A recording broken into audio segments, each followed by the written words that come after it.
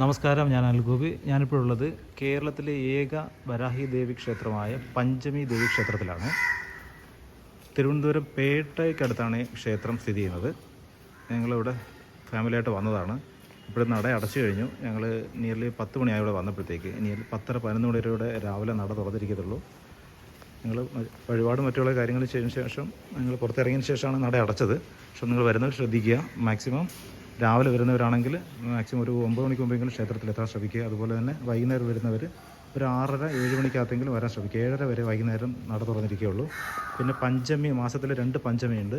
ആ പഞ്ചമി ദിവസങ്ങളിലാണ് ഏറ്റവും കൂടുതൽ പ്രാധാന്യമുള്ളത്. ക്ഷേത്രത്തിൻ്റെ ഉള്ളിലൊന്നും അത് ഷൂട്ട് ചെയ്യാൻ പെർമിഷൻ ഇല്ല. എന്നാലും പുറഭാഗങ്ങളൊക്കെ ഞാൻ ഒന്ന് കാണിച്ചു തരാം. പിന്നെ ഇതിൻ്റെ വഴിയും മറ്റു കാര്യങ്ങളൊക്കെ വളരെ അടുത്താണ്. അതായത് നമ്മുടെ മെയിൻ റോഡിൽ നിന്നും 100 മീറ്ററേ ഉള്ളൂ ഉള്ളിലേക്ക്. വേറെ വെയിറ്റ് ചെയ്യാണ്. ഞങ്ങൾ ഇത് കഴിഞ്ഞിട്ട് വേളിയിലോ അല്ലെങ്കിൽ ലുലു മാളിലോട്ട് പോകാനുള്ള പ്ലാൻ ചെയ്യുകയാണ്. ഞങ്ങൾക്ക് വെക്കേഷനാണ്.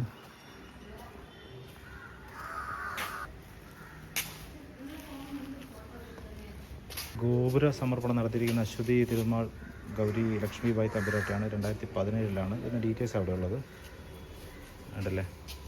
കേരള സർക്കാർ വിനോദസഞ്ചാര വകുപ്പ് ഉണ്ടല്ലേ. അടിസ്ഥാന സൗകര്യ വികസന സമർപ്പണമൊക്കെ.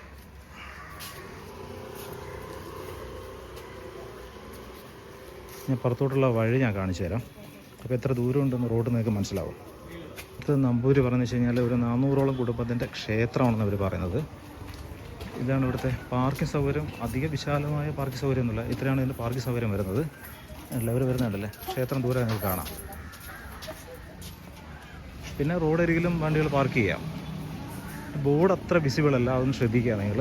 ഞാൻ ഈ വീഡിയോ ബോർഡ് ഇരിക്കുന്ന സ്ഥലം ഞാൻ കാണിച്ചു തരാം. നിങ്ങൾക്ക് മനസ്സിലാവും. അപ്പോൾ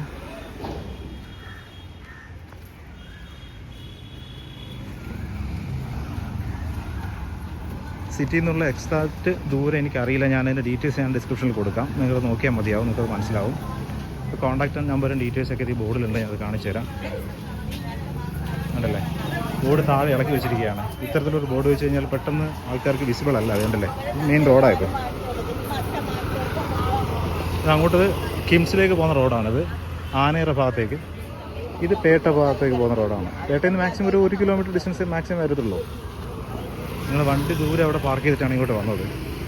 കണ്ടില്ല, ഇതാണ് വണ്ടി സുഖമായിട്ട് കയറി പോകും കേട്ടോ. ഏതൊരു വീഡിയോയിൽ ആരോ പറഞ്ഞു ഇടവഴിയേ ഉള്ളൂ എന്ന് പറയുന്നത്.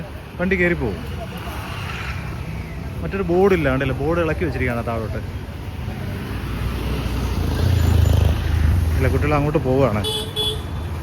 എന്ന് വെച്ച് കഴിഞ്ഞാൽ ഏകദേശം ഒരു വഴിയുടെ ഒരു ഐഡിയ കിട്ടുന്നതിന് വേണ്ടിയിട്ടാണ് ഞാൻ ഈ വീഡിയോ പോസ്റ്റ് ചെയ്യുന്നത്. പലർക്കും ഈ റോഡ് ഇത് ക്ഷേത്രം മിസ്സാകുന്നുണ്ട് വരുമ്പോഴത്തേക്ക്. ഞങ്ങളും കുറച്ച് ദൂരം മാറിയാണ് വണ്ടി പാർക്ക് ചെയ്തത്.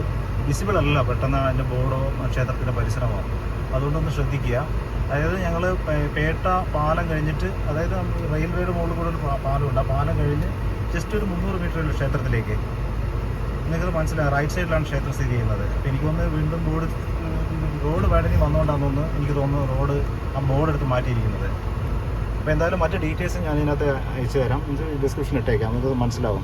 ഓക്കെ, മറ്റൊരു പുതിയ വേറെ ദിവസം കാണാം. Okay, by.